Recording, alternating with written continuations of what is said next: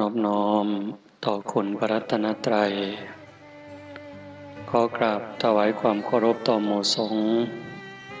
ท่านครูบาอาจารย์พระเถรานุเถระเพื่อนสหธรรมิกขอความเจริญงอกงามในศีลในธรรมจงมีแด่ญาติโยมท่านสาธุชนผู้สนใจใฝ่ศีลใฝ่ธรรมผู้แสวงหาคุณงามความดีผู้ใฝ่บุญใฝ่กุศลทั้งหลายที่มาร่วมทำบุญในเช้าของวันนี้โดยทั่วกันทุกท่านทุกคนณโอกาสนี้ในช่วงเวลาต่อจากนี้ไปอาตมาภาพก็ขอถือโอกาสใส่เวลาในส่วนนี้เพื่อจะได้น้อมนำเอาพระสัทธรรมอันเป็นหลักธรรมคำสอนขององค์สมเด็จพระบรมศาสดาสัมมาสัมพุทธเจ้ามาปรารภสู่เพื่อนพุทธบริษัททั้งหลายให้ได้ยินได้ฟังเพื่อเสริมสร้างศรัทธาความเสื่อภาษาถะความเลื่อมใสพร้อมทั้งวิริยะความภาคเพียรให้เกิดขึ้นมีขึ้นในดวงจิตดวงใจของหมู่เฮาทั้งหลายจนกว่าสิสมควรแก่การเวลาขอเจริญพรญาติโยมผู้ที่ประนมมืออยู่ได้วางมือลงเนาะนั่งในท่าที่มันสำบายกายนำสำบายใจนำห่มผ้าซะเอาออกมาห่มก็ถือเป็นเรื่องธรรมดาขันบ่หนาวเฮาก็ว่าฝนสิบ่ดีร้อนก็ถามหาหนาวหนาวก็ถามหาเย็นสิเอาอีกเอาพอดีก็จักพอดีมันอยู่บนใดใกล้เข้าใจว่านี่คือธรรมชาติอากาศภายนอกมีร้อนมีหนาวบัดภายในใจเฮาเด้ก็มีร้อนคือกันมีเย็นคือกันมีสงบมีวุ่นวายของภายนอกควบคุมบ่ได้แต่ว่าภายในนั้นคันผู้ใดได้ฝึกได้ฝนได้อบได้ร่มได้ทำความเข้าใจก็สามารถจะควบคุมความร้อนให้ลดลงความวุ่นวายให้สงบลงด้วยเหตุนี้แล้วพี่น้องญาติโยมชาวบ้านโพนทองบ้านไก่ผู้ใฝ่ในบุญในกุศลผู้หักในคุณงามความดีผู้หวังความเจริญรุ่งเรืองแห่งจิตวิญญาณก็จังได้ตุ่มได้โฮมกันเฮ็ดงานปฏิบัติธรรมขึ้นมาเว้าหลายๆทีว่าเฮาเฮ็ดงานแนวนี้บ่แม่นว่าเฮาสิเฮ็ดงานเอาบุญอย่างเดียวเบื้องต้น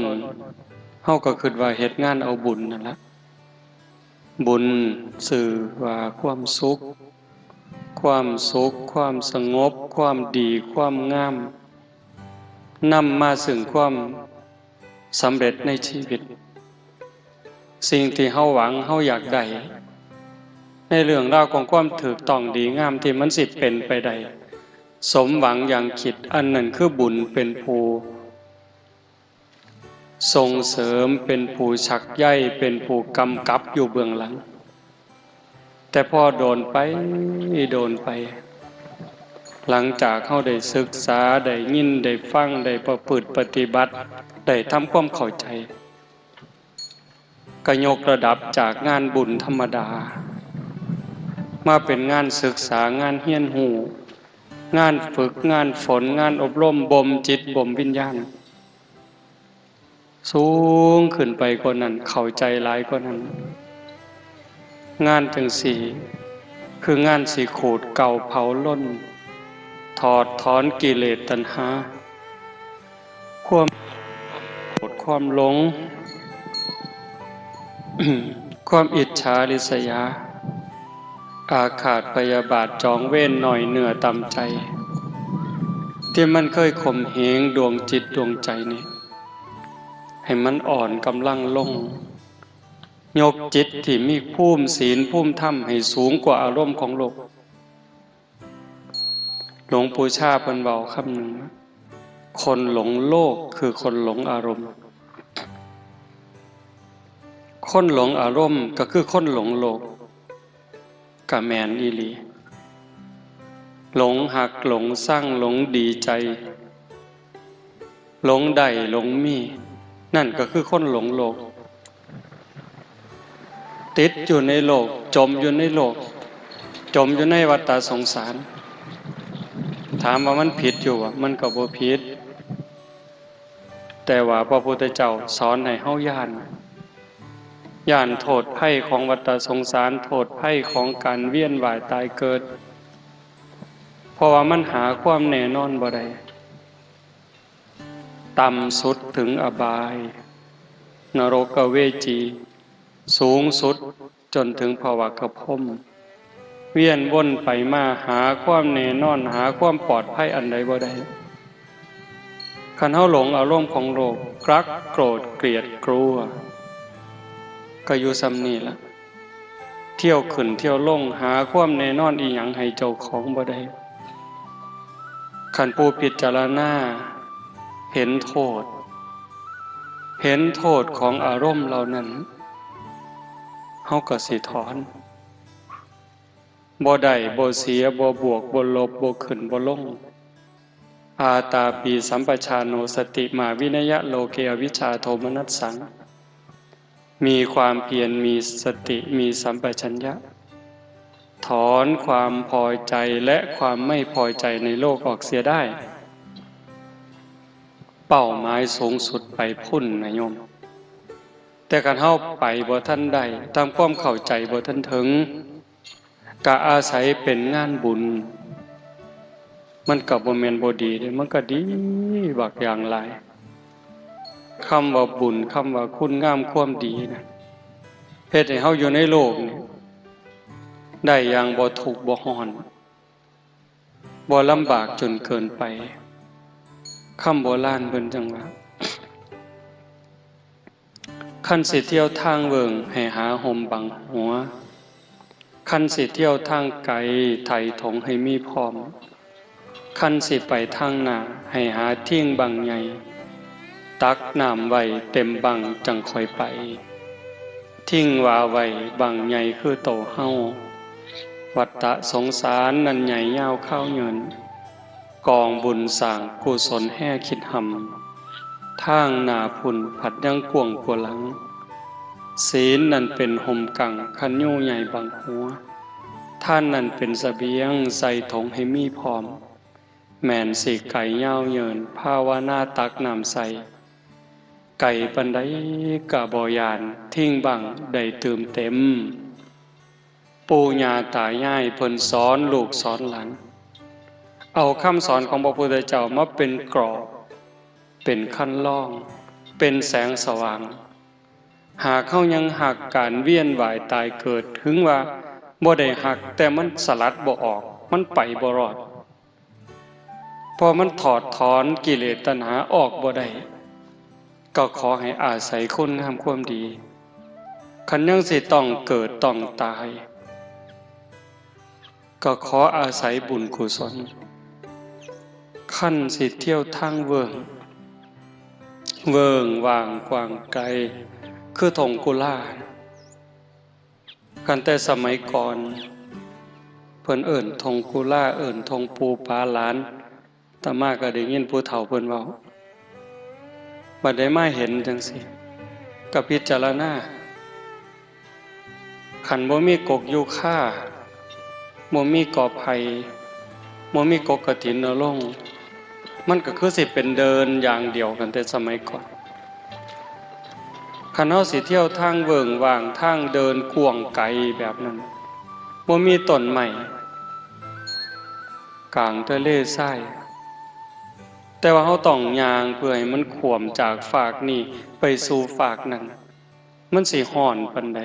มันสิทรมานปานใด อาจสิตายกลางทางก็ได้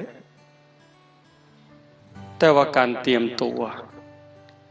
การเตรียมเนื้อเตรียมตัวสำหรับการสิเดินทางข้ามทะเลทรายข้ามทินที่เวิ้งว่างบ่มีต้นไม้บ่ฮู้ว่ามื้อใดสิก้าวข้ามสิผ่านพ้นไปได้การเตรียมตัวก็ต้องมีเทิงคันห่มคันยู่เทิงห่อข้าวเทิงห่อน้ำแดดร้อนมากก็กั่งคันห่มขึ้นฝนตกมากก็กั่งคันห่มกันแดดกันฝนกันคันห่มกลางแดดร้อนบ่โยมร้อนคือกันแต่มันบ่ร้อนแห้งเพราะมันมีสิ่งกั้นสิ่งบรรเทาผ่อนหนักให้เป็นเบาฝนตกเปียกบ่กังขนมเปียกคือเก่าแต่มันบ่เปียกแห้งละอองฝนตัวมันสาดตัวมันปิวเข้ามาก็เปียกผ้าเปียกแพร่เปียกเนื้อเปียกตัวได้แต่ก็บ่โชกไปคือกับตากฝนโดยตรงนั่นคือมีคันห่มคันยู่กันห่อข้าวห่อน้ำล่ะเมิดเหือเมิดแห้งอ่อนหลาหิวก็อาศัยไขห่อข้าวนั่นมากินแล้วก็ต้องมีกำลังเพิ่มขึ้นกระปรี้กระเป๋าขึ้นสดชื่นขึ้นย่างต่อไปได้ก็สิบ่ตายท่ามกลางทะเลทรายนั้นกลางทงกลางบานั้นน้ำล่ะมีคันห่มแล้วมีห่อข้าวแล้วขันบ่มีน้ำกลับไปบ่รอดคือเก่าอาศัยน้ำได้กินแก่กระหายจิบแก่กระหายกินข้าวแซ่บแล้วอิ่มแล้วก็ต้องกินน้ำเพราะสังขารร่างกายจะต้องเป็นไปด้วยธาตุทั้งสี่ดินเติมดินน้ำเติมน้ำลมเติมลมไฟเติมไฟน้ำก็เป็นปัจจัยหนึ่งขาดอาหารอาจสิ3 มื้อ4 มื้อหรือเป็นเดือนจังตายแต่ว่าขาดน้ำล่ะ3 มื้อ5 มื้อก็หมดชีวิตลงคันเฮามีทั้งห่อข้าวมีทั้งคันยู่มีทั้งกระบังน้ำเฮาก็สามารถสิไปรอดปลอดภัยข้ามทงข้ามทะเลทรายจากฝากนี้ไปสู่ฝากนั้นได้ปู่ย่าตายายเพิ่นถึงสอนลูกสอนหลานคันเฮายังสิต้องเวียนว่ายตายเกิดตัดกิเลสถอนตัณหาออกจากจิตจากใจบ่ได้ก็ขอให้ได้อาศัยการเก็บเกี่ยวสัมภารธรรมเก็บกรรมบุญกุศลสร้างที่เพิงให้กับดวงจิตดวงใจเพิ่นจึงบอกว่าคันสิเที่ยวทางเวิ้งให้หาห่มบังหัวห่มคือศีลคือความสำรวมระวังรักษากายวาจาใจนั้นให้มันมีความสงบเป็นปกติศีลเป็นอุบายออกจากการเบียดเบียนตนเองและผู้อื่นพ่อได้โยมคันโลกทั้งใบคนทั้งโลกนี่มีศีลสงครามบ่เกิดการเอารัดเอาเปรียบกดขี่ข่มเหงบ่เกิดการฉ้อโกงบ่เกิดโรคเครียดโรคประสาทโรควิตกกังวลสิหน่อยลงการฆ่าตัวตายสิบ่มีแม่นบ่แม่นเดี๋ยวท่านเสือโยมพิจารณาเด้ดีปานใดคุณศีลคุณธรรมที่ลูกต้องเป็นกำพร้าก็ย้อนพ่อแม่บ่มีศีลน้องอ้ายได้ประกาศตัดพี่ตัดน้องบ่เผาผีกันก็ย้อนบ่มีศีลบ้านเมืองล่มจมเพราะเศรษฐกิจบ่ดีก็ย้อนบ่มีศีลบ่มีธรรมนี่เด้เฮือนใกล้กัน สั่งกันย่างสวนกันนำทางบ่ถามกันหน้าบูดหน้าเบี้ยวหันหน้าเขาคนละหัวนั่นก็ย้อนบ่มีศีลเด้ทุกข์ในโลกนี่แล้วก็บ่พอทุกข์ในโลกหน้าอีกคันบ่มีศีลเด้ทุกข์ในโลกหน้าคันบ่ผิดศีลเอาเป็นชาวบ้านก็ตามคันบ่มีศีลมันสิมีโทษหยังที่นำเฮาลงสู่อบายมีนรกเป็นต้นคือเฮาเบิ่งในรูปน้ำสาราวัดฆ่าสัตว์ตัดชีวิตก็สิถูกตัดแขนตัดขาตัดไส้ตัดหัวถูกเข็นถูกขาลักของเขาก็สิถูกตัดไม้ตัดมืออีหยังก็ว่าไปนอกอกนอกใจสามีภรรยาก็ต้องได้ปีนกกงิ้วกกงิ้วน้ำมีหมาสิไล่คบไล่กินขึ้นไปถึงๆกับกาศพเล็กศพทองหยุดอยู่กลางๆในนิรยาบาลก็สิเอาหอกเอาแหลนเอาเหลาทิ่มแทงก็ต้องพยายามปีนขึ้นไปกาสิซิกสิจิกสิกัดสิตอดก็ต้องถอยลงมาข้างล่างม้าก็สิกัดปีนขึ้นปีนลงอยู่จังซั่นมันสิแม่นบ่แม่นจริงบ่จริงเห็นซ้ำนั่นเฮาก็ย้านนั่นคันบ่ผิดศีลข้อ3เรื่องปีนต้นงิ้วมันก็บ่มีในความคิดคำว่าบาดระแวงคำว่ากลัวคำว่าย้านมันก็บ่มีในใจเฮาคันบ่ขีดตัวยุย่งให้คนผิดกันเว้าคำหยาบส่อเสียดเพ้อเจ้อใส่ร้ายป้ายสีเฮ็ดให้คนอื่นเสียหายเฮาก็บ่ต้องย้านที่ต้องถูกตัดลิ้นคันบ่ดื่มเสพเครื่องดองของเมาเฮาก็บ่ต้องย้านเอาครีมเหล็กคีบปากแล้วก็บวยตักน้ำทองแดงกอกปากเฮาก็บ่ต้องคิดย้านถึงปากเว้าว่าบ่เชื่อแต่ว่าใจนี่ส่วนลึกๆมันก็หวาดระแวงอยู่เด้กลัวอยู่เด้นั่นคือบาปจากการผิดศีลคันเว้าตามคำสอนของศาสนาวิบากกรรมที่สิตามมาไปสู่อบายนรกเปรตอสุรกายสัตว์เดรัจฉานใส่บาปใส่กรรมสมควรแล้วเบาบางแล้วหมดเวลาแล้วกลับมาเกิดเป็นคนใหม่ถ้าหากเบียดเบียนสัตว์รังแกสัตว์ก็สิกลายเป็นคนพิกลพิการแข่งบ่ล่าขาบ่เกิงมือขาดขาขาดหูหนวกตาบอดตั้งแต่เกิดบางเถื่อก็บ่ตั้งแต่เกิดใหญ่มาสำนึงก็เกิดอุบัติเหตุต้องกลายเป็นคนพิกลพิการนั่นคือบาปผิดศีลเด้ลักเขาป่นเขาจี้เขาโกงเขาคอร์รัปชันโกงกินก็กลายเป็นคนจนโกงได้เป็นร้อยล้านพันล้านหมื่นล้านแสนล้านแต่ก็อยู่บ่เป็นสุขอยู่คือกับนอนไฟลูกก็บ่ดีคนรอบข้างก็บ่ดีบัดสุดท้ายขันกรรมมันตามท่านบุญเก่าสร้างไว้บ่หลายแน่ภพชาติปัจจุบันก่อนตายก็ต้องเป็นคนล่มละลาย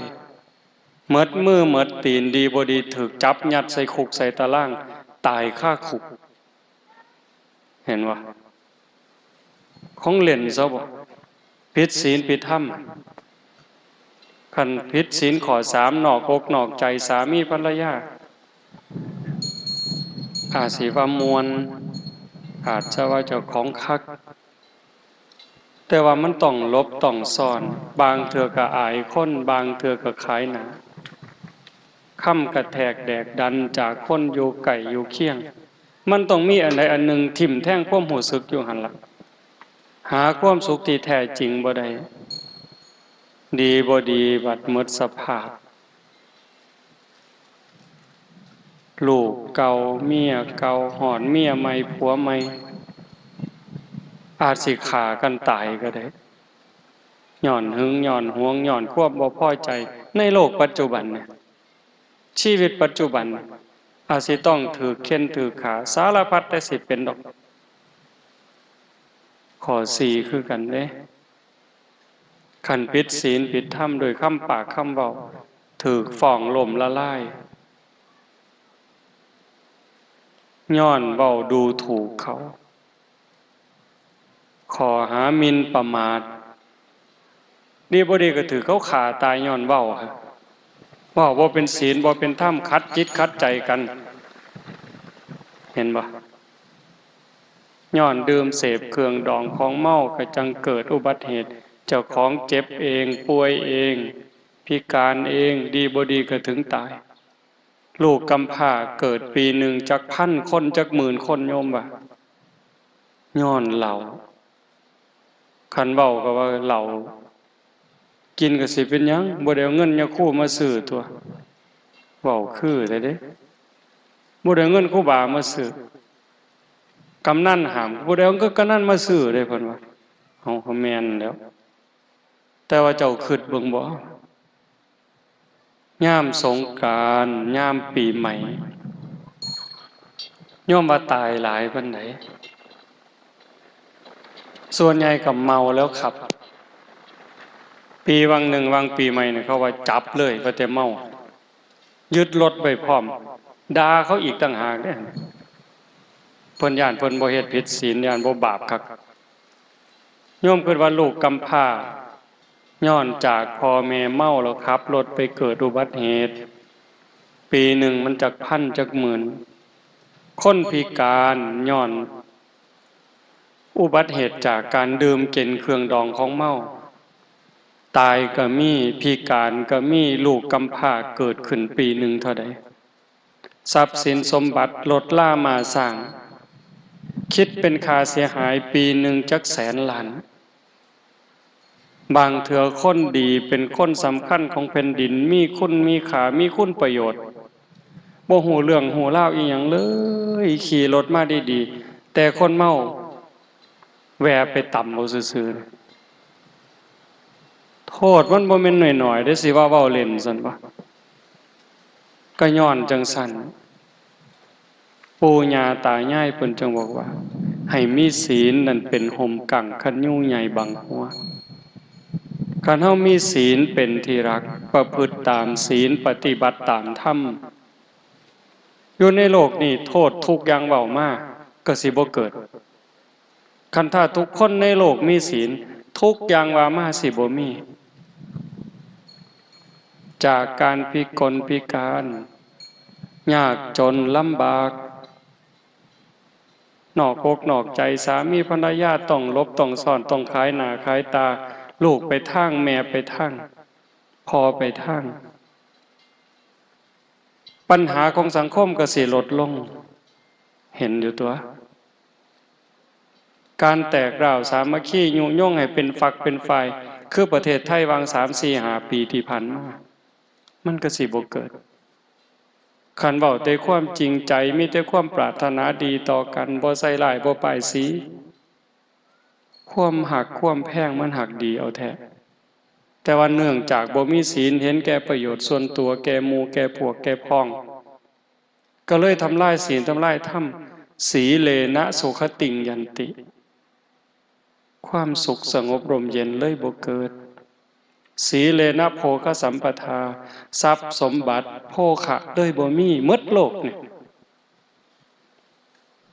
เถียงที่ละเถียงพระพุทธเจ้าเถียงที่ละเถียงพระธรรมครอบผู้ใดก็ว่าผู้ใดคักผู้ใดก็ว่าผู้ใดแน่บ่งึดบ่งอกันสุดท้ายก็ว่าเดือดร้อนทั้งโลกเห็นบ่เพิ่นจังสอนให้มีศีลมีธรรมเป็นเครื่องป้องกันภัยบุญเป็นเครื่องชำระบาป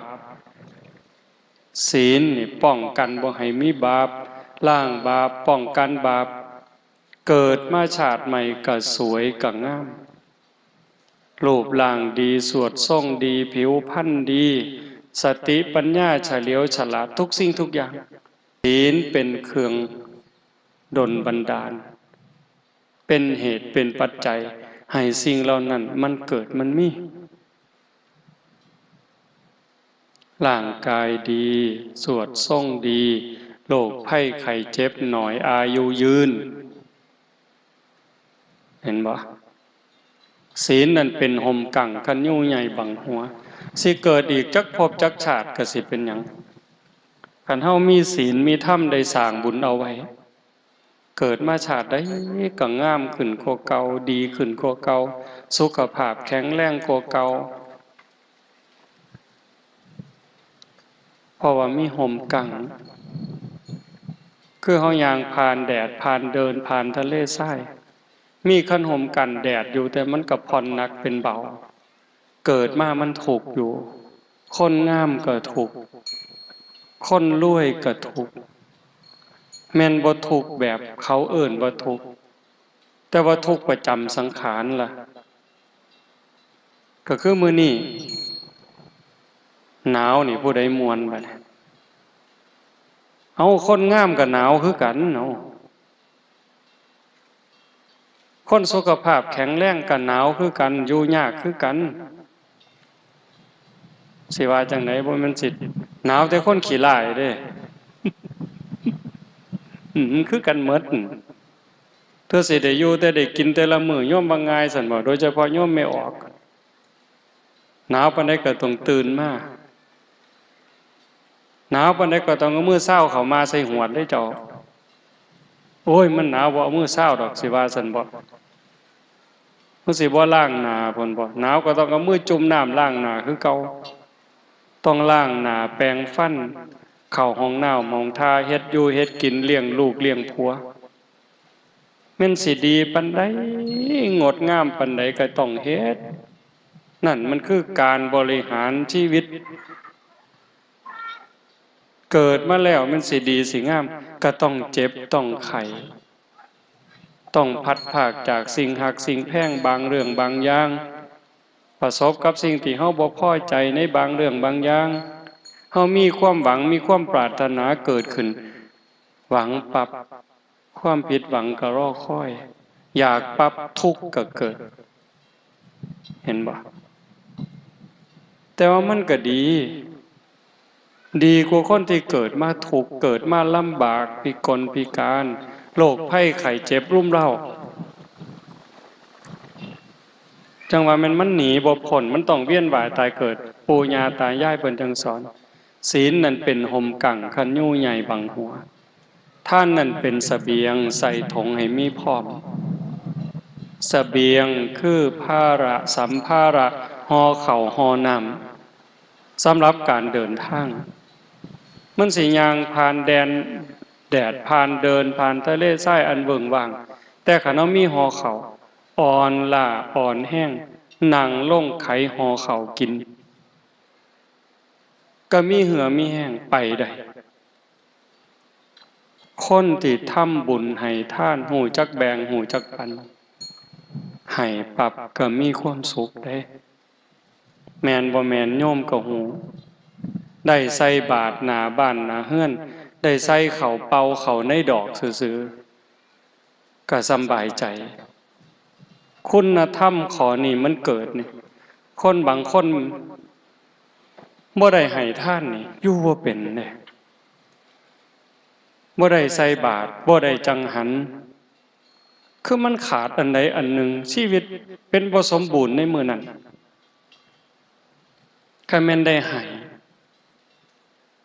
ได้แบ่งได้ปันแล้วสำบายใจเป็นจังสันอีหลีในปัจจุบันมันก็ส่งผลจังซี่แต่คันเว้าถึงการเวียนว่ายผู้ใดให้ทานอานิสงส์ของการให้ทานสิเฮ็ดให้เป็นผู้ร่ำผู้รวยมีโภคทรัพย์มีสมบัติคนพาลไม่ให้ทานเพราะกลัวยากจนนักปราชญ์บัณฑิตเพิ่นเว้าคนพาลคือคนโง่คนหลงคนไม่เข้าใจ บ่ยอมให้ทานบ่ยอมแบ่งปันย้อนย่านเจ้าของทุกข์ย่านเจ้าของหมดย่านเจ้าของบ่มีคนพาลไม่ให้ทานเพราะกลัวยากจนแต่บัณฑิตชนกลัวยากจนจึงขนขวายในการให้ทานบัณฑิตคือผู้หูผู้มีปัญญาย่านเจ้าของทุกข์เจ้าของยากบ่มีอยู่บ่มีกินกะจังพากันเฮ็ดบุญให้ท่านคือญาติโยมทั้งหลายเนี่ยเฮามาทำบุญนี่บ่แม่นย่านพ่อแม่บ่ได้กินได้บ่แม่นย่านพระบ่ได้ฉันจังหันเด้เฮามาเฮ็ดให้เจ้าของเฮ็ดปั๊บสบายใจปั๊บมีความสุขใจปั๊บยังอ่านไปข้างหน้าชาติหน้าภพหน้าเกิดชาติใหม่สิได้มีอยู่มีกินสิบ่ทุกข์บ่ยากเคยได้ยินอยู่ตัวพระอนุรุทธะไปเล่นล่งขนมกันแบบเล็กน้อยขนมแสบๆไปเล่นมาได้ก็สู่หมู่บ่ได้ก็ต้องเอาขนมให้หมู่บ่ได้กินแล้วว่าขนมมันแสบมันเจ้าของได้ซิมเบิ่งก็เลยมาขอแม่ต่อว่าแม่ขอกินขนมก็ย้อนจังสันเพิ่นก็เลยอธิษฐานไว้ตั้งแต่อดีตชาตินั่นดอกเกิดชาติใดพบใดคำว่าบ่มีอย่าให้เกิดขึ้นอย่าให้มีกับผู้ขาคำว่าบ่มีอยู่บ่มีกิน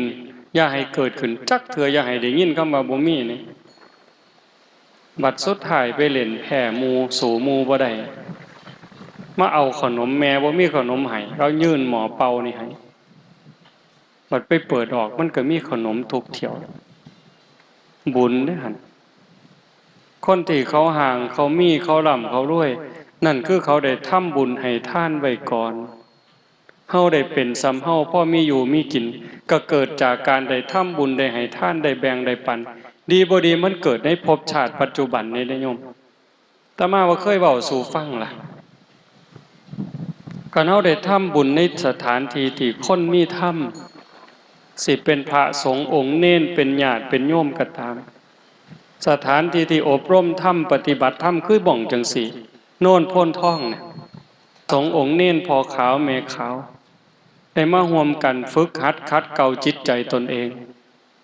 เฮาได้นำข้าวน้ำสามปลาโภชนาอาหารที่เกิดจากหยาดเหงื่อแรงงานแม้นมันสิหน่อยนิดก็ตามแต่มันเป็นของชอบธรรมได้มาแล้วโดยธรรมน้อมบูชาแต่พระรัตนตรัยถวายพระสงฆ์หมู่ใหญ่อุบาสกอุบาสิกาผู้มีศีลให้ด้วยความศรัทธาให้ด้วยความเคารพให้ถือการถือเวลาให้ด้วยจิตหวังอนุเคราะห์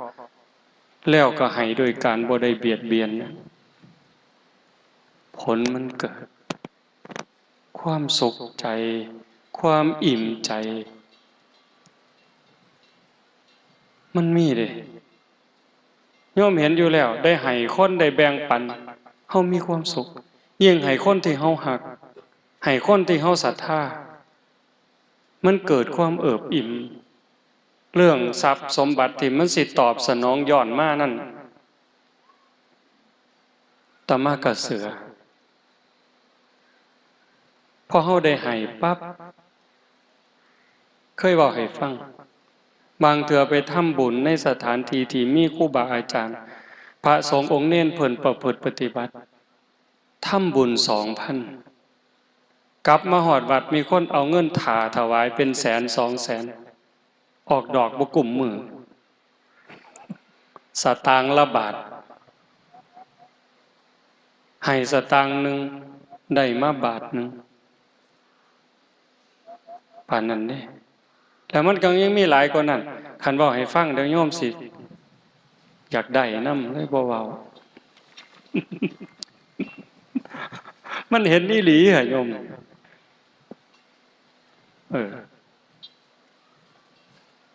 คันเฮามีจังสั่นก็คือเฮามีห่อข้าวในการเดินทางเกิดจักภพจักชาติก็บ่ทุกข์บ่ยากอยากได้หยังก็ได้อยากมีหยังก็มีเฮือนอยู่พออาศัยมีรถลามาสร้างการเดินทางก็บ่ลำบากอยากหยังก็ได้กินเหลียวลงหน้าก็มีหน้าเจ้าของเลี้ยวขึ้น โคกก็มีไร่เจ้าของมีสวนเจ้าของ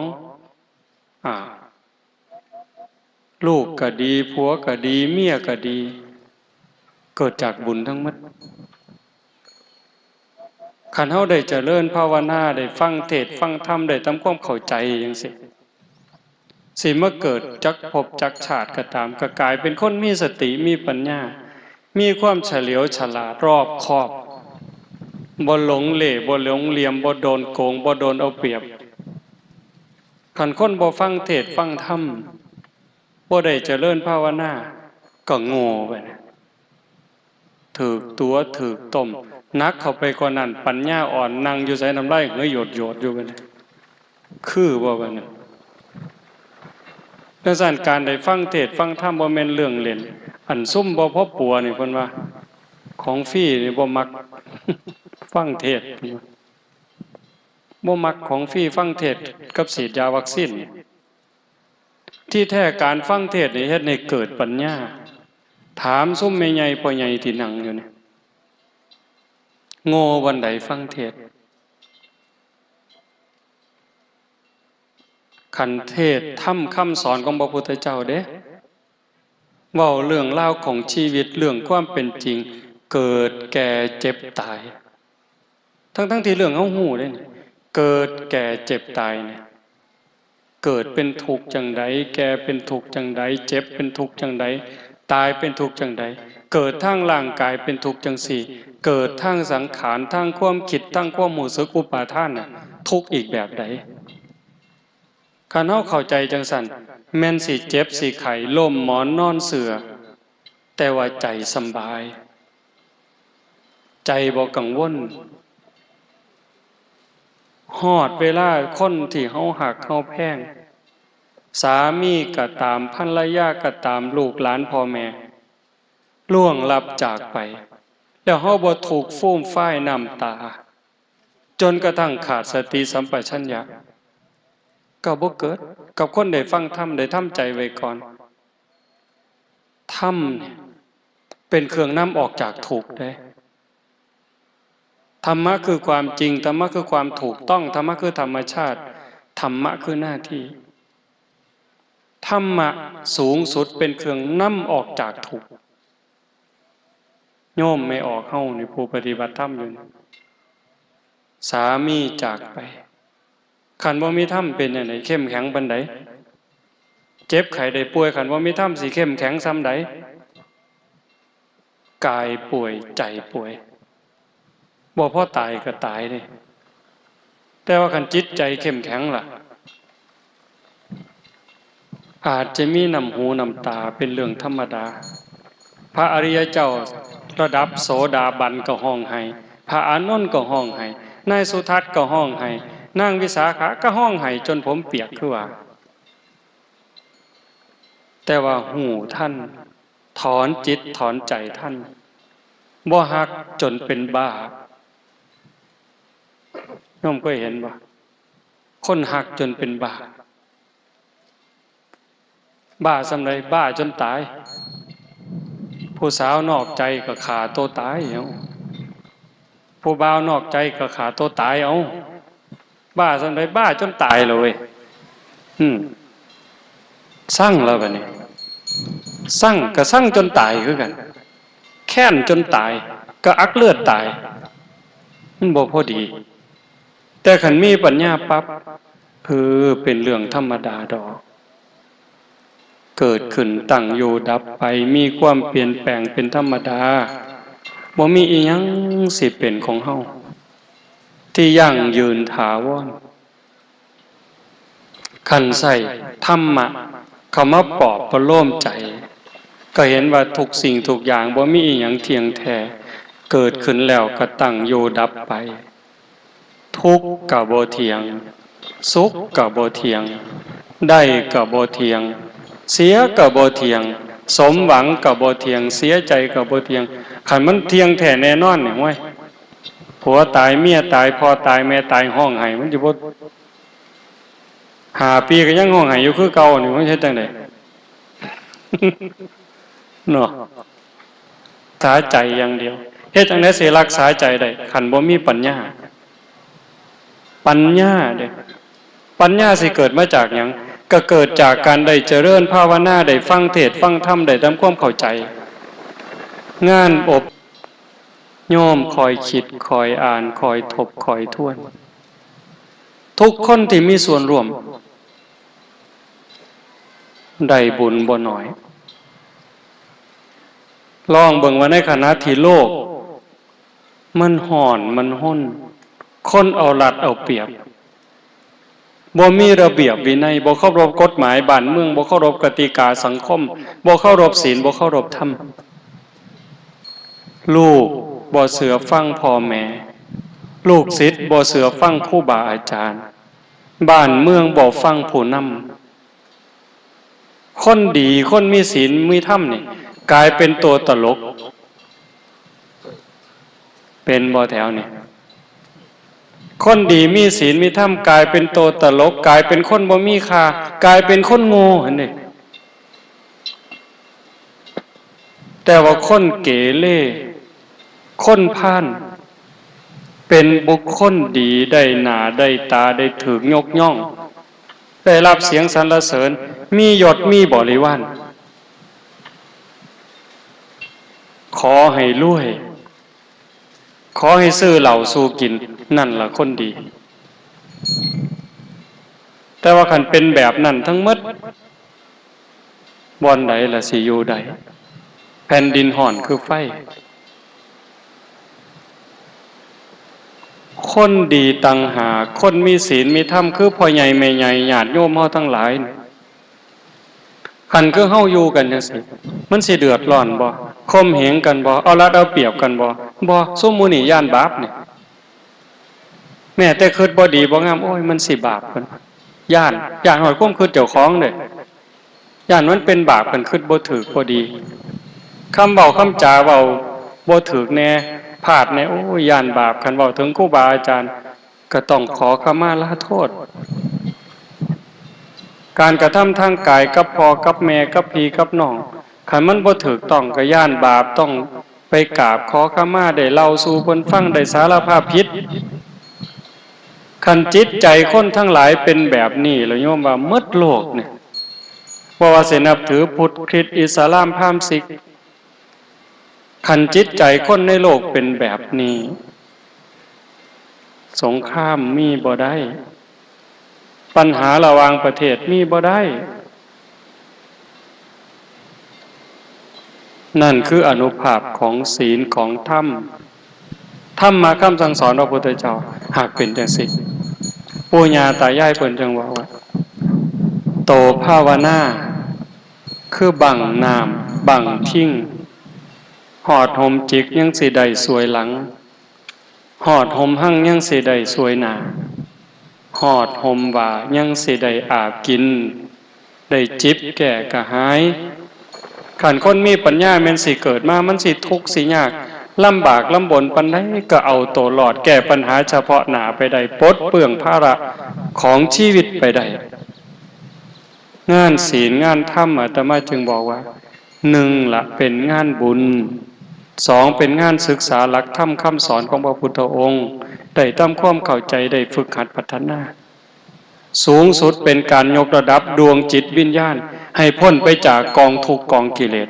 มันบ่แม่นเป็นอากาลิโกปฏิบัติได้ให้ผลได้ไม่จำกัดการเอหิปัสสิโกเป็นสิ่งที่เรียกให้มาดูท้าพิสูจน์สันทิฏฐิโกผู้ศึกษาและปฏิบัติจะพึงเห็นได้ด้วยตนเองแม่ขาวพอขาวผู้บาอาจารย์ผู้ใดมานั่งเจริญสมาธิภาวนาได้เดินจงกรมได้หู้จักรสชาติอยู่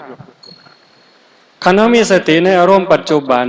ยกขึ้นย่างไปเหยียบลงมีสติอยู่ที่เท้าซ้ายขวาซ้ายขวาหรือนั่งเบิ่งลมหายใจเข้าออกมีสติสัมปชัญญะเห็นลมหายใจเข้าลมหายใจออกชัดเจนเนี่ยจิตเฮาสลัดอารมณ์ตัดอดีตตัดอนาคตบ่หักบ่สั่งจิตเป็นอิสระอยู่กับเนื้อกับตัวนั่นคือจิตพุทธะเฮาสิเฮ็ดตัวนี้ให้หลายได้จังได๋ตื่มได้จังได๋คันจิตที่สลัดหักสั่ง ถอนรักหักชังออกจากจิตจากใจได้นั่นคือจิตอิสระนั่นคือจิตพุทธะหักบ่มีสร้างบ่มีกลัวบ่มีเกลียดบ่มีอิจฉาริษยาบ่มียะถาวิมุตตังจิตตังปัจจเวคคติพึงพิจารณาตามจิตที่หลุดพ้นมันมีอยู่หมดสู่คนเพิ่นเอิ้นว่านิพพานหน่อยนิพพานชิมลองนิพพานชั่วขณะนิพพานตัวอย่างมันมีอยู่ในใจขันบ่เฮ็ดบ่ทำบ่ปฏิบัติจอดบ่ต้องแจวบ่มีทางหูแต่บ่ได้ซิมเข้าใจอยู่ตัวหูแต่บ่ได้ซิมจักหน่อยสิกินเขาแตงพระเขามื้อนี้เอ้าเบิ่งแกงนี่เป็นตาแซ่บอ้อมนี่เป็นตาแซ่บเป็นตานัวคักเหลียวเบิ่งด้วยตานี่ก็ว่ามันคักแล้วเว้ยแต่บ่ทันมาแตะลิ้นนี่มันบ่ทันได้ซิมจากการได้หำเฮียนได้ศึกษาได้ทำความเข้าใจกับคักเติบแต่ว่าขันได้ซิมล่ะได้ลงมือสู่การประพฤติปฏิบัติโยมมาจากทางบ้านคือกันยืดตัวตรงๆให้นั่งลงมือยืดตัวตรงๆหลับตาเบาๆหายใจเข้ายาวๆลึกๆหายใจเข้ารู้หายใจออกรู้มีสติวางไว้ที่จุดลมกระทบผู้บางคนอยู่ในหูดังผู้บางคนอยู่ปลายๆมองง่วงดังเนี่ยผู้บางคนอยู่ซ่านดังผู้บางคนอยู่ริมฝีปากแล้วแต่คนเพราะว่าลักษณะของดังของปากบ่คือกันหายใจเข้ามันกระทบมันสิเย็นนิดนึงเอาสติไว้หันแปะไว้หันจอบอยู่หันหายใจเข้าเย็นนิดนึงหายใจออกอุ่นน้อยนึงคันเอาเห็นจังสี่ชัดเจนขันมันเด่นมันชัดสติมันกล้ามันตัดอดีตตัดอนาคตหักบ่มีสร้างบ่มีย่านบ่มีกลัวบ่มีน้อยใจเสียใจบ่มีเห็นแค่หม่องล้มเข่าล้มออกชัดเจนปุ๊บนั่นจิตได้พักจิตได้พักโยมเฮาพักแต่กาย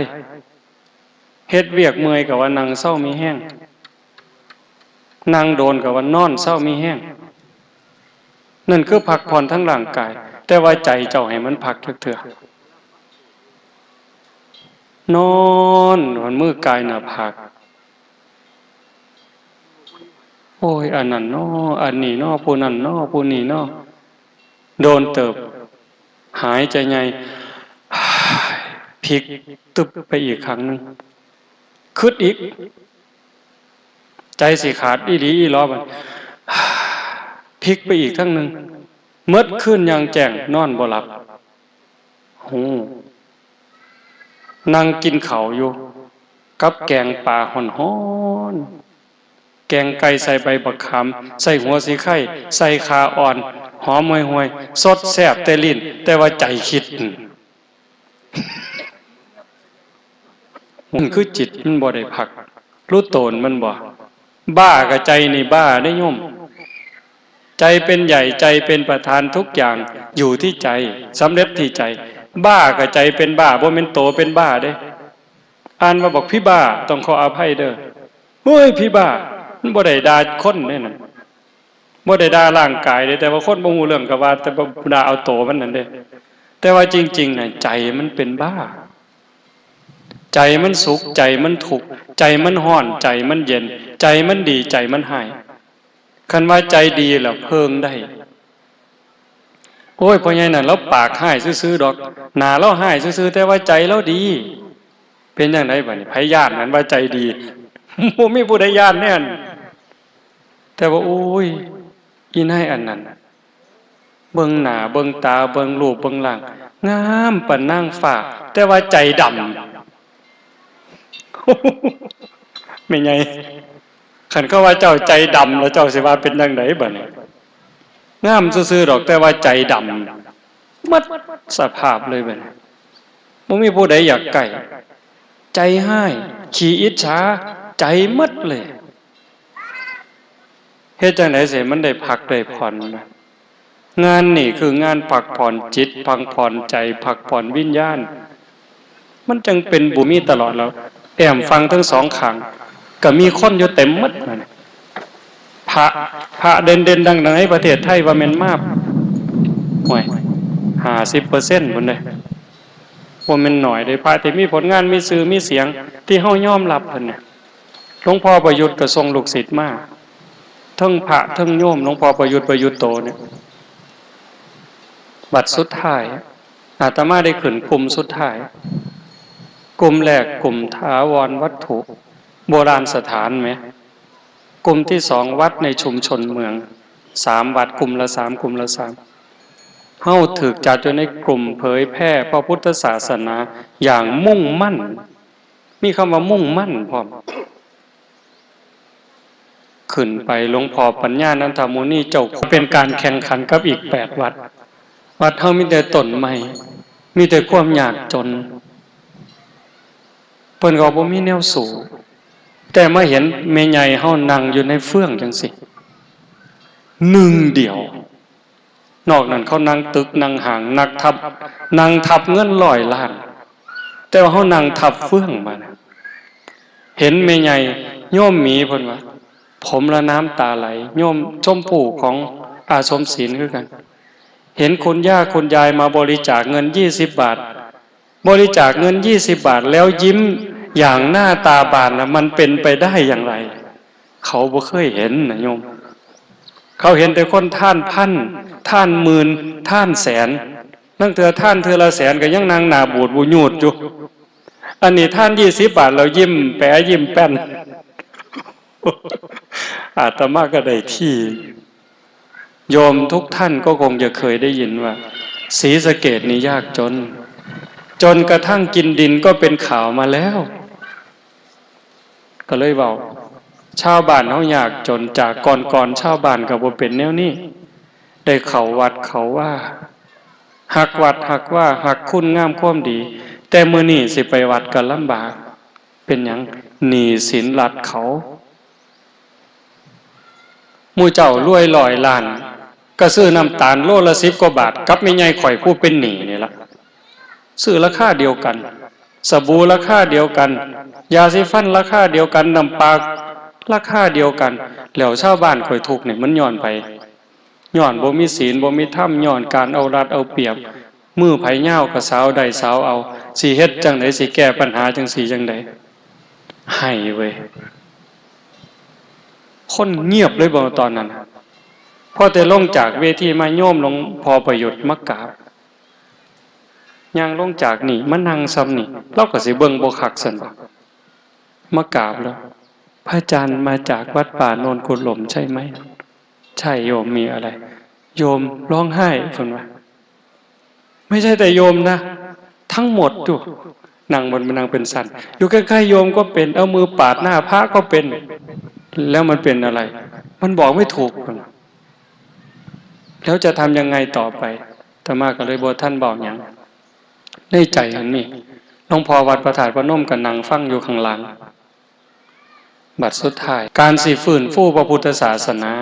ฟื้นฟูให้คนมีศีลมีธรรมสิเฮ็ดแนวใดแนวนี้ก็เป็นวิธีหนึ่งได้อีกแนวหนึ่งแต่มันอยู่กับหมอแนวมันสิได้หลายกว่านี้ย่างแต่ว่าเมื่อยเด้คืออาจารย์จะลั่นยางอันนั้นก็ได้หลายแต่มันเกินก็ได้อีกแนวหนึ่งแต่ว่าน้ำความคืออาตมาบ่ไปไกลอย่างหลวงปู่หลวงตาอยู่รูปเดียวนาออกพรรษาเนี่ยหลวงปู่หลวงตาอยู่ผู้เดียวนี่เหงาเด้ห่อเหี่ยวใจเด้โยมอย่าเอาเว้าเล่นเด้บางบ้านญาติโยมก็บอกหัวซาพระโอ้ยภาษาพระผู้เดียวนึงว่าหาแต่ไปก็ได้ดอกจังหันนั่นเพิ่นว่าว้ายคันลองเล่าบ่อยู่วัดแล้วเจ้าเสียจังได๋ล่ะเว้ยก็ลองว่าลองเบิ่งติล่ะกำลังใจนั่นสำคัญเด้หาว่าพระบ่มีหัวใจซั่นบ่เนาะหลวงปู่เนาะพาก็เอาคนมาเฮ็ดเด้แต่บัดเวลาเฮาไปเยี่ยมบางหม่องลังเทื่อก็บ่ทันเข้าใจแพ่งศาสตร์แพ่งหมอนญาติโยมทายกก็เว้านั่นเว้านี่บัดพอเฮาทำพาทำวัดเว้าธรรมะสู่ฟังก็คาย ย่ามมื้อเช้ามาจังหันก็อยากทำบุญตามประเพณีหั่นละผู้ละ5ผู้ละ10ได้ค่าไฟเครื่องหนึงถวายหลวงปู่หลวงตาไว้ใช้ซื้ออยู่ซื้อยาซื้อน้ำปานะฉันเด้อยิ้มน้ำตาไหลน้ำทรงจังหันนี่อาตมาจังบ่ได้ว่าโครงการธรรมญาตราโครงการเดินธุดงค์บ่แม่นโครงการไปเยี่ยมยามพี่น้องที่บ่เคยหูจักบ่เคยเห็นหน้าบัดเฮาสิหนีน้ำตาขูได้บัดบัดพอเป็นวัดห่างอิสลามมายึดเอาหน้าวัดติดกับน้ำนั่นกลายเป็นอิสลามไปครึ่งวัดมีเฮือนมีซ่านอยู่หั่นบัดคณะสงฆ์ไปพักคนก็เข้ามาดีใจได้มีความสุขโยมมีความรู้สึกเหมือนกับว่าเป็นวัดเดียวกันทั้งประเทศนั่นล่ะคือเป้าหมายนั่นคือเจตนาคันมีโอกาสประชุมอีกอาตมาก็บอกเพิ่นจะเว้าเรื่องนี้ให้สนับสนุนเรื่องนี้บ่ต้องไปเรียกร้องหรอกว่าขอศาสนาพุทธเป็นศาสนาประจำชาติอาตมาท้าเลยว่าเกิดมาอีก500ศาสตร์เจ้าก็บ่ได้บ่มีทางคันมันได้แต่หึงแต่เฮาสิเฮ็ดใจเฮาแนวใดตุ่มโฮมกันจังใดฮักกันจังใดแพงกันจังใดซอยเหลือเกื้อกูลกันจังใดคันอยากให้มันได้เป็นโตหนังสือมื้อนั้นเทศอยู่ราศีฮักข้อคนใส่หน้านกกดรถพวกอดีตสสมานั่งอยู่นำก็เว้าเรื่องนี้คนไทยหมดจังหวัดศรีสะเกษคน101หมด101ไปเรียกร้องก็บ่ได้ดอกโยมความคิดอาตมาเด้บ่มีทางใดคันมันสิได้มีทางเดียวสสย่ามมาหาเสียงนั่นจับมือถามเบิ่งข่อยสิเลือกเจ้าหมดหมู่ข่อยสิเลือกเจ้าเจ้ารับปากได้บ่ว่าคันเจ้าได้เป็นแล้วเจ้าสิเว้าในสภาพว่าขอพุทธศาสนาเป็นศาสนาประจำชาติเจ้ารับปากข่อยบ่ซุ่มนั่นเว้ามันจังได้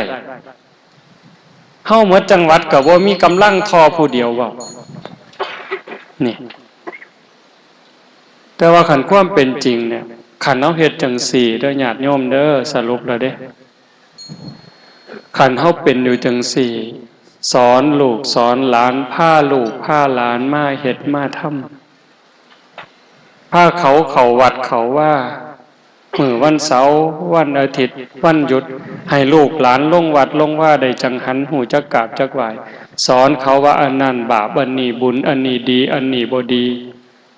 อันนั้นพระสงฆ์องค์เจ้าอันนี้แม่ป่าพ่อลุงปู่ย่าตายายให้มีความเคารพนับถือมีความอ่อนน้อมถ่อมตนมีความกตัญญูกตเวทีฮักวัดฮักว่านั่นคือการปลูกศีลปลูกธรรมปลูกลูกปลูกหลานเฮามีผู้หลักผู้ใหญ่มีผู้เฒ่าผู้แก่เป็นหลักใช้ไม่เฒ่าให้บ้านให้เมืองโยมกำนันก็เป็นหลักเป็นแก่นเอาใจใส่เรื่องศีลเรื่องธรรมผู้ใหญ่บ้านก็คือกันเฮาเป็นจังสี่ชุมชนเฮามันดีเป็นประเทศอันเหมาะสมเป็นประเทศอันสมควรญาติโยมพี่น้องเฮาก็ถือว่ามีบุญได้มีกัลยาณมิตรเฮาเองก็มีสัมมาทิฏฐิมีความเห็นอันถูกต้องดีงามชัดเจนถูกต้องให้รักษาสิ่งนี้ทุ่มเข้าไปเทเข้าไปหักของเจ้าของ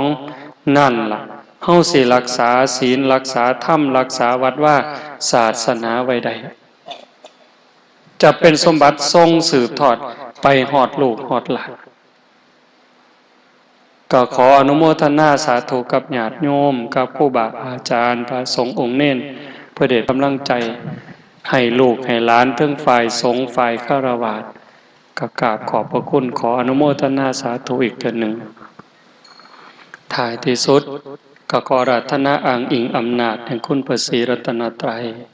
คุณของพระพุทธเจ้าพระธรรมพระสงฆ์และอำนาจแห่งบุญกุศลคุณงามความดีที่มีทั้งหมดทั้งมวลในสากลและจักรวาลจงล้อมร่วมเป็นตบะเป็นเดชะเป็นพลวปัจจัยอำนวยหนุนส่งให้ญาติโยมทุกคนทุกท่านจงเจริญงอกงามในพระสัทธรรมคำสั่งสอนขององค์สมเด็จพระบรมศาสดาจนนำพาตนให้พ้นทุกข์ พบสุขทุกที่ภารติการโดยทั่วกัน ทุกท่านทุกคนเถิด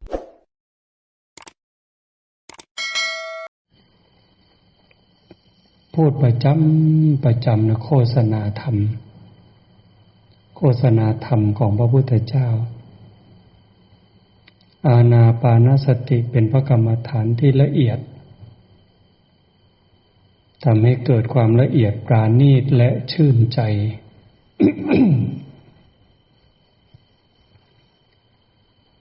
ระงับจิตที่ฟุ้งแม้แต่จิตเป็นทุกข์กายเป็นทุกข์ร่างกายมันเจ็บป่วยด้วยโรคภัยไข้เจ็บใดๆก็แล้วแต่เราจะไปหลบไปซ่อนที่ไหนถ้าคนไม่ได้ประพฤติปฏิบัติธรรมเลยไม่รู้เรื่องเลยก็จะโกรธให้ตนเองโกรธให้หมอบางทีก็ประชดประชันนึกไปตั้งแต่สมัยเรายังไม่รู้เรื่องมันน่าสมเพชเวทนามากอยู่ได้โยมทั้งน่าสงสารทั้งน่าสมเพชเวทนา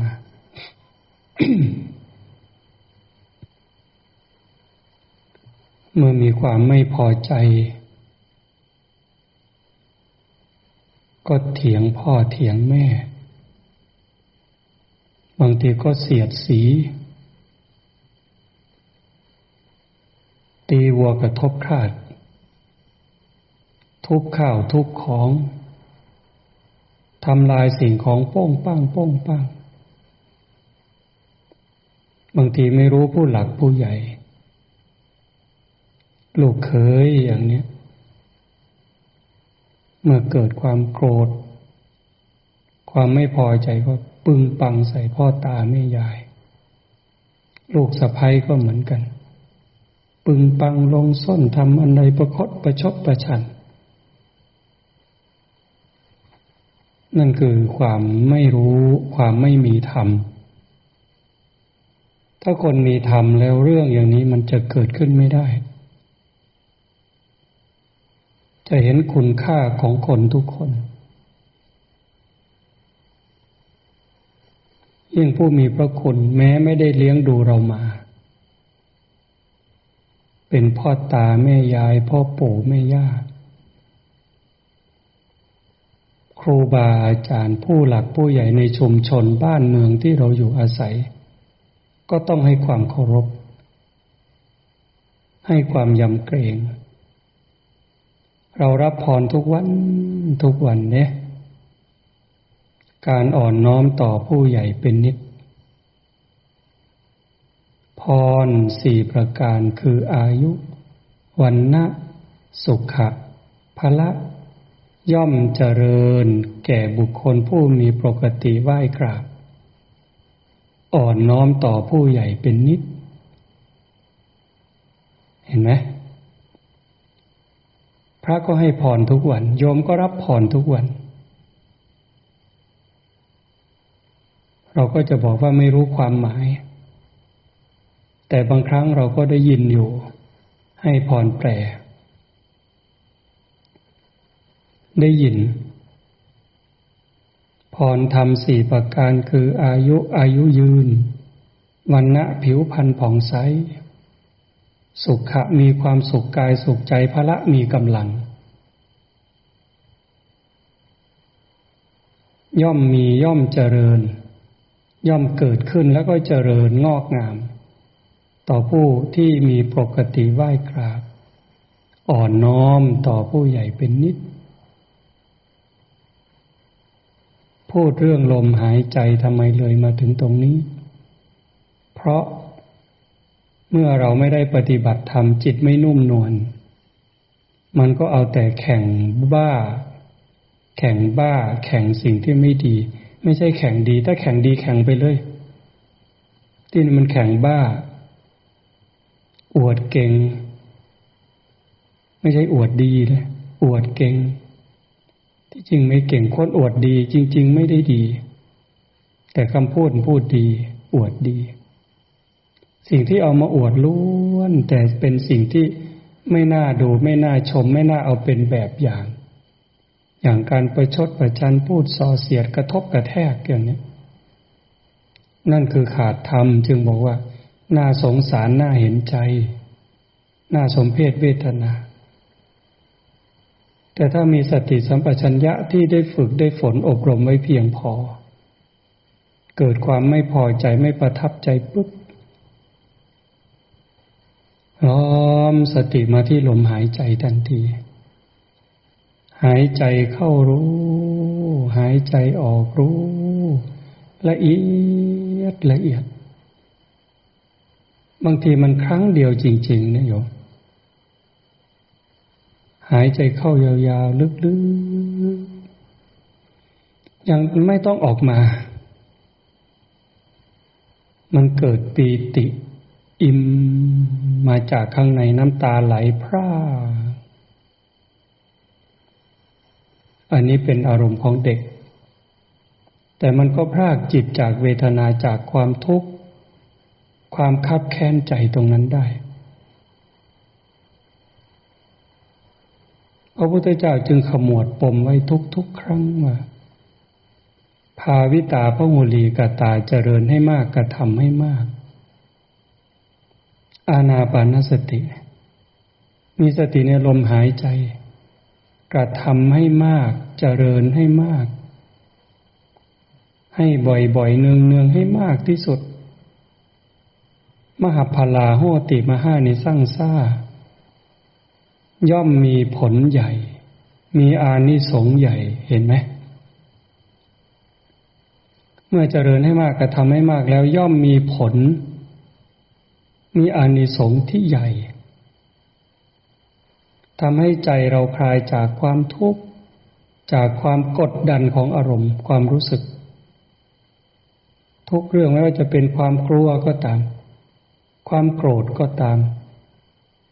ราคะกิเลสตัณหาที่กลุ่มรุมจิตก็เหมือนกันถ้าเราฝึกจนพอสมควรมีความชำนิชำนาญพอควรแล้วภาษาธรรมท่านบอกว่าเป็นวสีทำจนเป็นวสีแล้วมีความแคล่วคล่องว่องไวหลอมสติมาที่จุดลมกระทบทุกอย่างจบฉะนั้นจึงเป็นเรื่องที่เราต้องฝึกต้องฝนนอกจากเป็นเรื่องของกรรมฐานแล้วลมหายใจก็ยังเป็นเครื่องหมายของชีวิตจะแข็งแรงขนาดไหนจะสวยจะงามขนาดไหนถ้าลมหายใจหยุดชีวิตหยุดเลยหยุดตอนเข้าก็ตามหยุดตอนออกก็ตามชีวิตต้องหยุดไปด้วยฉะนั้นทุกสิ่งทุกอย่างที่เราคิดเราพูดเราทำมันจะเป็นสมบัติของจิตทุกคนต้องการสมบัติที่ดีคือบุญกุศลทุกคนเนี่ยต้องการสมบัติของจิตที่ดีนั่นคือบุญกุศลลึกเข้าไปกว่านั้นคือความสะอาดโล่งโปร่งเบาปราศจากความยึดมั่นถือมั่นละชั่วมาถึงดีจากดีมาถึงว่างอันนี้หลวงปู่พุทธทาสชวนไว้เนี่ยที่จริงพระพุทธเจ้าชี้ไว้แหละละบาปทำบุญชำระจิตให้บริสุทธิ์พูดภาษาเราง่ายๆเข้าใจง่ายก็คือละชั่วแล้วก็มาถึงดีจากดีแล้วก็ไปถึงว่างความชั่วมันก่อให้เกิดความทุกข์ความเดือดร้อนแล้วก็ละเสียอย่าทำเสียเพราะเมื่อเราสร้างเหตุยังไงมันก็ต้องได้รับผลกินเกลือจะปฏิเสธเค็มมันก็เป็นไปไม่ได้จับไฟจะปฏิเสธร้อนมันก็เป็นไปไม่ได้อีก จับน้ำแข็งจะปฏิเสธเย็นมันก็เป็นไปไม่ได้อีกฉะนั้นเมื่อเราคิดพูดทำถึงพร้อมด้วยเจตนาแต่ถ้ามันเป็นไปเพื่อเบียดเบียนตนเองและผู้อื่นคำว่าเบียดเบียนเป็นทุกข์เบียดเบียนด้วยคำพูดเบียดเบียนด้วยการกระทำแม้แต่เบียดเบียนด้วยความคิดมันก็ย้อนมาทำร้ายตนเองเนี่ยนี่การเบียดเบียนเนี่ยก่อทุกข์ก่อโทษไม่เคยสร้างผลประโยชน์กับใครเลยมีแต่ทุกข์แต่โทษพระพุทธองค์จึงตรัสว่าอัพพยาปัชชังสุขขังโลเกความไม่เบียดเบียนเนี่ยเป็นความสุขในโลกเราตื่นมาแต่ดึกลุกมาแต่เช้ามานั่งภาคเพียรหลังโขดหลังแข็งเบียดเบียนกิเลสทีนี้กิเลสก็เดือดร้อนบางทีดิ้นรนเนี่ยบางทีต่อต้านเนี่ยทำให้จิตฟุ้งบางทีก็ฟุ้งซ่านบางทีก็ง่วงเหงาเศร้าซึมท้อถอยถดถอยหดหู่ห่อเหี่ยวสารพัดจึงต้องใช้สติสัมปชัญญะในการฝึกฝนช้อนชัยเข้าไปทำให้จิตมันตื่นมันรู้การกระทำหยาบๆด้วยคำพูดการกระทำหยาบๆอันนี้ก็ต้องใช้ศีลความละอายความเกรงกลัวต่อบาปต่อผลของบาปเนี่ยเป็นพลังในการละเอาความอายชั่วกลัวบาปนี่เป็นพลังขับเคลื่อนให้ละจากบาปมาละบาปมาถึงบุญเหมือนกับละชั่วมาถึงดีนี่แหละดีก็ให้กายมันดีวาจาดีใจดีความคิดถูกต้องพูดจาถูกต้องกระทำในสิ่งที่ถูกต้องดีงามละชั่วแล้วก็มาถึงดีจากดีไปถึงว่างเปล่าจากการยึดมั่นถือมั่นทำดีแล้วก็แล้วไปเป็นประโยชน์ก็เป็นประโยชน์ไปไม่เอามาแบกมาหามมาอวดมาอ้างมาโอ้มาอวดเขาว่าเราเป็นคนดีคนเด่นอย่างนั้นอันนั้นก็เป็นเรื่องทุกข์เลยเป็นเรื่องทำให้ตนเองต้องเป็นทุกข์ต้องไร้สาระขึ้นมางั้นผู้ปฏิบัติธรรมเราทั้งหลายเนี่ยทำดีให้เต็มกำลังนั่นแหละ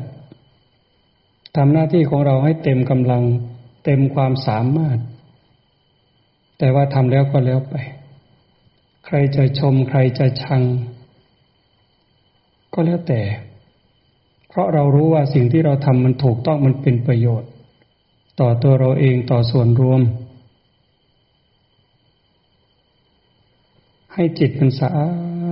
อาดมันทำยากเรื่องนี้นะแต่ว่าถ้าทำได้แล้วก็ปลอดโปร่งมันไม่ได้แบกได้หามแต่ถ้าไม่เข้าใจแบกทั้งชั่วแบกทั้งดีด้วยรักดีหามจั่วรักชั่วหามเสาแต่ถ้าไม่แบกทั้งจั่วไม่แบกทั้งเสามันก็สบายดีเหมือนเราดูลมหายใจเนี่ยนี่ชำระจิตได้เนี่ยจะละดีไปถึงว่างแล้วด้วยเนี่ยเห็นลมหายใจชัดเข้าก็ชัดออกก็ชัดยาวก็ชัดสั้นก็ชัดหยาบก็ชัดละเอียดก็ชัดศึกษาตรงนี้เรียนรู้ตรงนี้นอกจากเป็นพระกรรมฐานแล้วก็ยังเป็นสัญญาณของชีวิตอย่างที่ว่าแต่เราอาศัยลมหายใจถ้ากายมันเป็นทุกข์จิตเป็นทุกข์ก็ทำลมยาวๆละเอียดจิตก็จะละเอียดตามไปด้วยความคิดฟุ้งซ่านความโกรธความกลัวความเกลียดความชังก็จะสงบลงเป็นลำดับ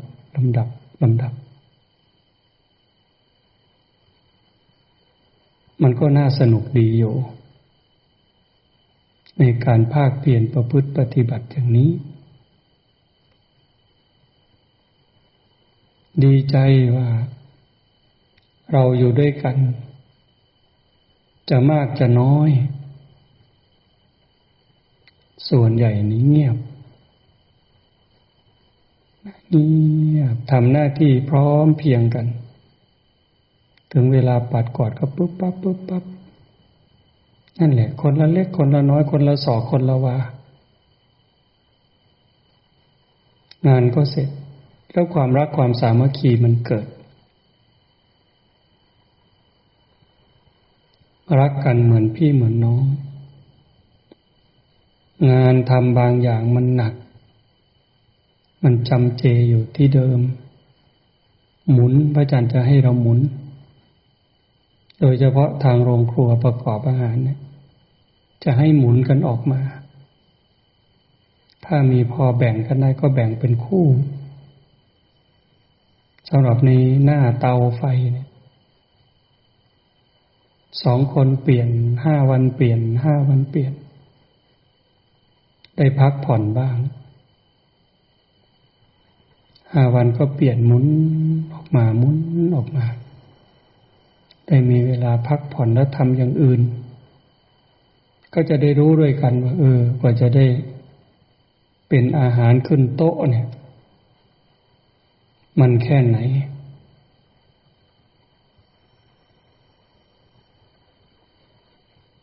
มีความประสงค์อ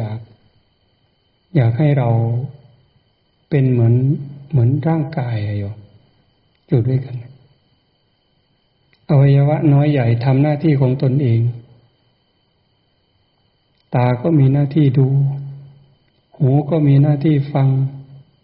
จมูกก็มีหน้าที่ดมกลิ่นลิ้นก็มีหน้าที่รับรสกายมีหน้าที่รับสัมผัสเย็นร้อนอ่อนแข็งใจก็มีหน้าที่คิดรับจำคิดรู้มือก็ไม่ได้เก่งไม่ได้สำคัญไปกว่าเท้าก็ไม่ได้สำคัญเก่งไปกว่าตับกว่าไตอวัยวะทุกส่วนก็ทำหน้าที่ครบถ้วนตามหน้าที่ของเขาร่างกายเราก็เป็นปกติเจริญเติบโตเป็นปกติองค์กรวัดวาก็เหมือนกันเราในฐานะที่เป็นพระคุณเจ้าพระภิกษุครูบาอาจารย์ก็ทำหน้าที่เป็นพี่เลี้ยงเป็นแบบฉบับบางวันเวลาก็ทำให้ดูไม่ต้องพูดนั่งนิ่งๆให้ดูสงบสำรวมให้ดูบางเวลาก็พูดให้ฟังทำความเข้าใจญาติโยมผ้าขาวแม่ชีก็มีหน้าที่รับฟังด้วยความเคารพด้วยความอ่อนน้อมแล้วก็นำสู่การประพฤติปฏิบัติตามเมื่อเราปฏิบัติตามใจเราก็เย็นตามสงบตามมีความสุขตามเบิกบานตามธรรมะในใจเราก็เจริญงอกงามขึ้นมาเรื่อยๆฉะนั้นระเบียบกฎกติกาที่พูดไว้จึงเป็นเรื่องสำคัญที่เราต้องปฏิบัติเหมือนพระพุทธเจ้าได้ตรัสไว้ว่าธรรมวินัยอันใดที่พระองค์ตรัสไว้แล้วสอนไว้แล้วนั่นแหละเป็นศาสดาเป็นตัวแทนของพระองค์ถ้าเราเคารพธรรมเคารพวินัยก็พระพุทธเจ้าก็อยู่กับเราเสมอแต่ถ้าเราไม่เคารพพระธรรมไม่เคารพวินัยมันก็ทอดทิ้งไปแล้วพระพุทธเจ้าไม่รู้อยู่ไหนไม่คิดถึงเลยไม่ยำเกรงแล้ววัดวาก็เหมือนกันถ้าเราเคารพในกฎกติกาที่ตกลงร่วมกันรุ่นเก่าๆเขาทำกันมาอยู่กันมาอย่างนี้เราก็ปรับตามน้ำเนี่ยเข้าขวดมันเป็นขวดเด้เข้ากาเป็นกาเข้าแก้วเป็นแก้วเข้าหม้อเป็นหม้อเข้าโอ่งเป็นโอ่งเข้าไหเป็นไหเด้เข้าสายยางเป็นรูปสายยางเลยเด้ปรับตัวไม่ต่อล้อไม่ต่อเถียง ทำตนเหมือนน้ำซึมซาบไปได้ทุกที่ลงไปในดินก็ได้แล้วเป็นตัวประสานอย่างดีน้ำเนี่ยโอ้เรียนแบบน้ำนี่ก็เหลือเฟือเลยเป็นตัวเชื่อมประสานเราผสมปูนผสมหินผสมทรายผสมไปสิปีทั้งปีมันก็ไม่จับกันแต่ถ้ามีน้ำเข้าไปปุ๊บเหลวๆหรอกแต่ว่าจะเป็นตัวเชื่อมจนเป็นตึกรามบ้านช่องนี่แหละอาศัยน้ำเนี่ยแล้วน้ำก็มีธรรมชาติที่เย็นมีธรรมชาติที่เย็นแล้วก็ซึมซาบไปได้ทุกที่มีความอ่อนโยนเป็นตัวเชื่อมประสาน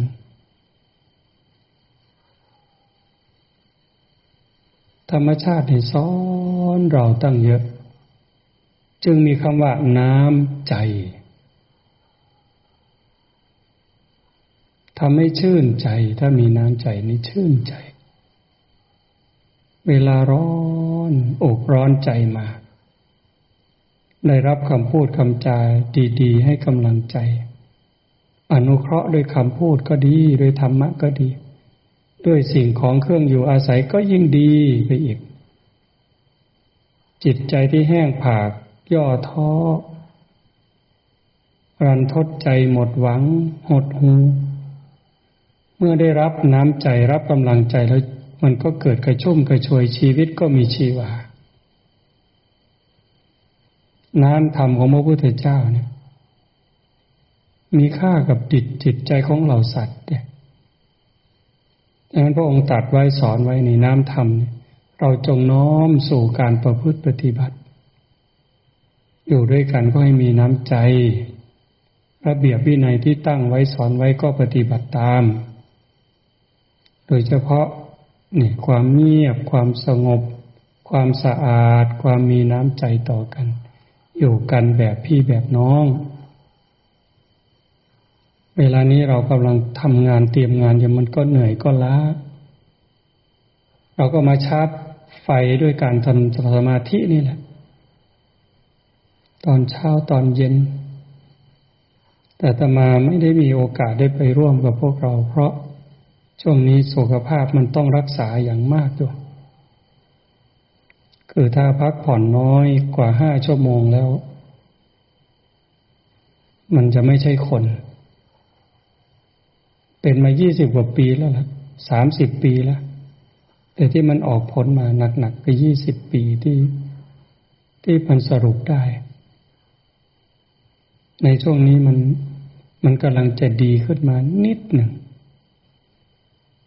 ก็พยายามที่จะให้มันฟื้นทันงานปฏิบัติธรรมเราอีก10 กว่าวันเนี่ยวันนี้วันที่25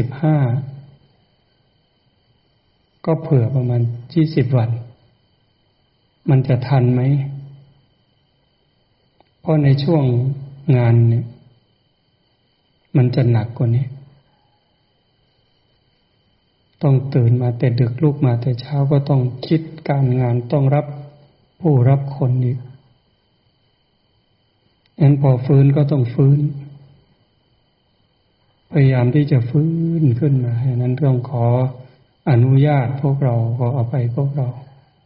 ทั้งพระคุณเจ้าทั้งพระขาวแม่ชีที่ไม่ได้มาร่วมได้ทุกวันตลอดเวลาแม้แต่เดินไปบิณฑบาตไปวันหนึ่งมันวันหลังก็จะไปไม่ไหวเป็นอย่างนั้นบาปมันเยอะบาปเยอะเบียดเบียนสัตว์รังแกสัตว์ไว้มากชาติก่อนก็ตามปัจจุบันนี้ก็ไม่ใช่น้อยถึงว่ามันไม่เหมือนใครไม่มากเท่าคนอื่นแต่มันก็มากอยู่แต่นึกถึงนั้นผลมันตามมาก็ต้องใช้ไปในส่วนหนึ่งแล้วก็ต้องรักษาไว้เพื่องานใหญ่ด้วยจึงอนุโมทนาสาธุกับพวกเราทั้งพระคุณเจ้าด้วยพระขาวแม่ชีด้วยเนาะวันนี้ก็คง จะปรารภประมาณนี้พรุ่งนี้เช้านะให้แม่ชีสอนกับตาตังไว้ไหมเข้าโรงครัวเห็นว่าชีผ่องต้องไปหาหมอภูมิแพ้อยู่ก็ให้พักก่อนสัก5 วันเปิดฟื้นดีขึ้นมาแล้วก็ค่อยว่ากันใหม่ให้หมุนกันอย่างนี้คิดไว้ว่าถ้ามีอีกได้สัก3 ชุดนี่จะดี6 คนแต่ผู้ช่วยแกะอาหารจากบิณฑบาตมาจากชาวบ้านเนี่ยก็ช่วยกันได้กลุ่มเดิมก็ได้ไม่เป็นไรแต่ถ้ามองดูก็มีแต่คนอายุมามากแล้วนะบางทีก็สุขภาพไม่ไหวถ้ามันได้สัก3 กลุ่ม6 คนเวียนหน้าเตา5 วันเปลี่ยน5 วันเปลี่ยน5 วันเปลี่ยนก็จะได้พักผ่อนด้วยแล้วก็จะได้รู้ได้ร่วมกันทำนะเอาไว้อย่างนี้เด้อเข้าใจอย่างนี้เด้อนะพรุ่งนี้เช้าให้ชีสอนกับตาตังเข้าไปตาตังแขนไม่ดีก็โยมเล็กอาจจะไปเป็นตัวช่วยอีกคนหนึ่งก็ได้ตาตังอาจจะแขนยังไม่ไหวพอ5 วันแล้วก็ถ้าไม่มีใครเปลี่ยนก็ถ้าชีผ่องดีขึ้นจากโรคภูมิแพ้ก็ค่อยเข้าไปเปลี่ยนออกหมุนกันอย่างนี้ถ้ามีสัก3 กลุ่มจะดีเราทำไปก่อนแต่เพื่อเข้าช่วงงานปฏิบัติธรรมเนี่ยเราก็ต้องถอนออกมาทั้งหมดชาวบ้านจะมารับช่วงประมาณ11-12 วันเนี่ยจะเป็นชาวบ้านรับเลยที่นี่เราไม่เกี่ยวข้องเลยตั้งแต่วันที่14นี่เราจะมาอยู่ที่นี่เราจะดูแลรอบนอกความสะอาดความเรียบร้อยดังนั้นแม่ชีที่มาใหม่วันนี้มา2แม่ชีได้ยินอยู่เนาะพูดเนาะผู้ที่ไปก่อนเนี่ยไม่สบายหรือเปล่าปวดท้องไม่เป็นไรก็ต้องดูแลกันกติกาความสงบนี่ที่ 1ความสะอาดไม่แพ้กันเนี่ยความสงบความสะอาดความรักความสามัคคีความให้เกียรติเคารพยำเกรงซึ่งกันและกันนี่สำคัญมากแม่ขาวแม่ชีนี่ต้องเคารพต่อกันและกันเกรงใจนับถือซึ่งกันและกัน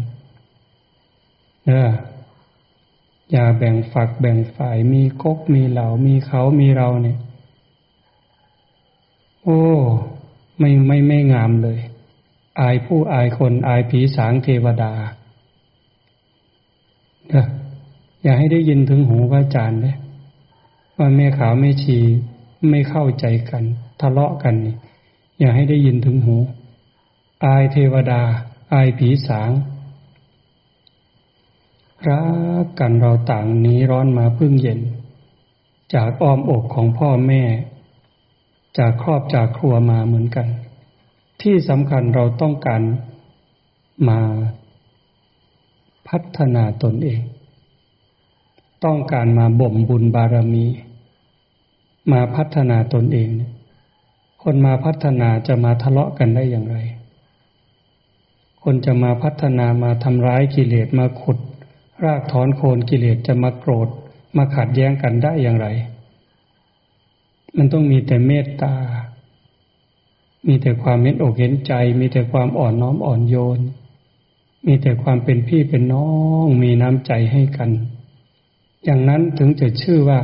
เรามาปฏิบัติธรรมเรามาฝึกฝนอบรมตนเองมาสร้างบุญบารมีให้กับตนเองต้องเป็นอย่างนั้นเมตตาบารมีขันติบารมีอุเบกขาบารมีปัญญาบารมีไม่มีโกรธบารมีไม่มีอาฆาตบารมีเด้ใช่บ่อาจารย์ชิดได้ยินสวดอยู่ได้สวดอยู่บ่โกรธบารมีอาฆาตบารมีพยาบาทบารมีมันไม่มี ให้เป็นแบบนั้นขออนุภาพคุณพระศรีรัตนตรัยคุณของพระพุทธเจ้าพระธรรมพระสงฆ์และอำนาจแห่งบุญกุศลคุณงามความดีบารมีศีลบารมีธรรมที่เราท่านทั้งหลายได้ภาคเพียรประพฤติปฏิบัติมาจงล้อมรวมเป็นตบะเป็นเดชะเป็นพลวะปัจจัยเอื้ออำนวยหนุนส่งให้เราท่านทั้งหลายได้มีสุขภาพแข็งแรงอายุมั่นขวัญยืน